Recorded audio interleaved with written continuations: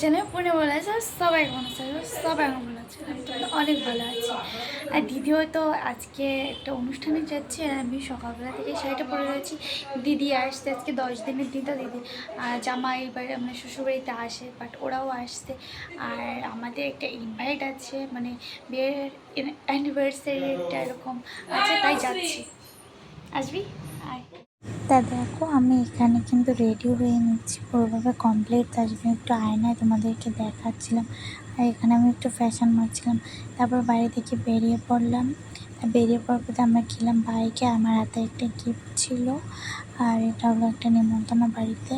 আর এখানে ফাইনালি আমি চলে আসলাম, তার জন্য ভাবলাম একটু স্টাইল মেরে কিছু একটা ভিডিও করি।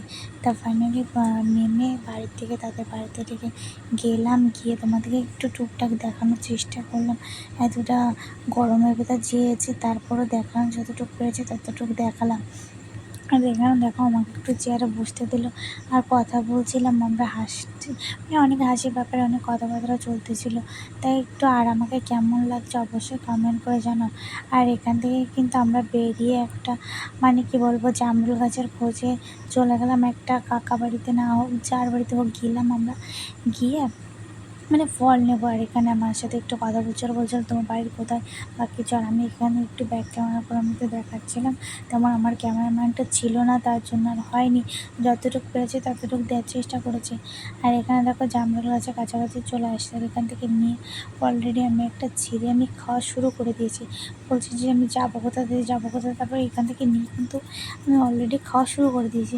তাও আমি কিন্তু পাকাতা না, আমি কাঁচাটা খাওয়া শুরু করে দিয়েছি। কারণটা কি, সেটা এতটাই কোষ্টে বা এরকম ছিল না, মানে খেতে পারছিলাম না। তা কী করবো, ফলটা যখন ছিঁড়েছি খেতে তো হবেই। তো দেখো এই যে ছিঁড়েছি, ফলটা খাওয়া শুরু করেছি। যা হোক, মানে কী বলবো, এখন গালে দিয়ে কোষ্টে পড়ে গেছে, গলা থেকে নামছিল না।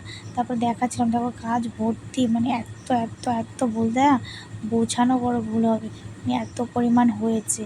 আর এটা খেতেও আমার ভালো ছিল, কোষ্টে হলে তো কী হয়েছে, খাওয়া যাবে। মানে না খাওয়া যাবে এমন কোনো মানে নেই। এবার তার আবার পিঁপড়ে আসলেও কোথা থেকে, মানে পিঁপড়ে চলে আসছিলো, খেতে পারছিলাম না। তো ব্যাক ক্যামেরা করে আমি তোমাদেরকে দেখাচ্ছিলাম জামরুলগুলো এত পরিমাণ ছিল না। এখানে কিন্তু জামরুল গাছে উঠে গেছিলো ওই কাকাটা যাদের বাড়িতে আসছে, তো এতগুলো পেরেছে। আর আমার হাতেও ছিল, তাই তোমাদেরকে একটু দেখাচ্ছিলাম যে দেখো।